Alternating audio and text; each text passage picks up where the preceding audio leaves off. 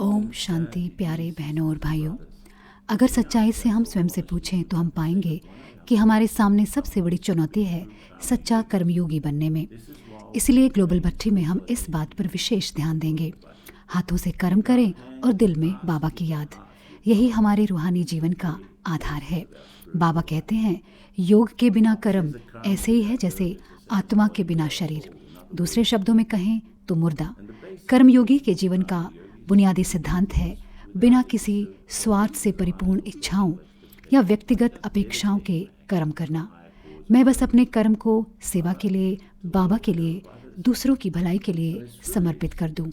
और इसके द्वारा हम अपने मन को स्वच्छ बना सकते हैं, अहंकार पर विजय प्राप्त कर सकते हैं और अंत में बंधनों से मुक्त हो जाते हैं। तो कुछ मुख्य सिद्धांत जिनका हमें ध्यान रखना है वे हैं, नंबर 1, निस्वार्थता। जो कुछ भी मैं करूं, नाम मान की इच्छा से मुक्त होकर करूं।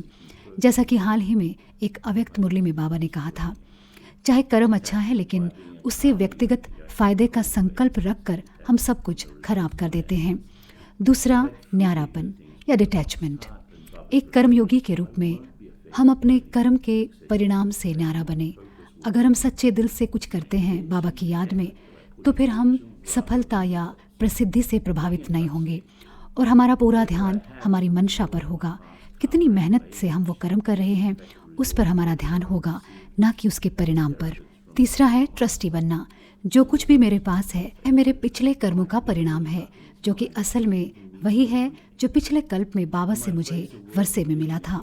और इस संगम युग में भी तो सच में कुछ भी मेरा नहीं है। बाबा ने मुझे सब कुछ दिया है। मेरे कर्म का स्थान, रहने का स्थान या फिर दोनों सेवा स्थान है। तो कर्मयोग का मुख्य पहलू है सेवा।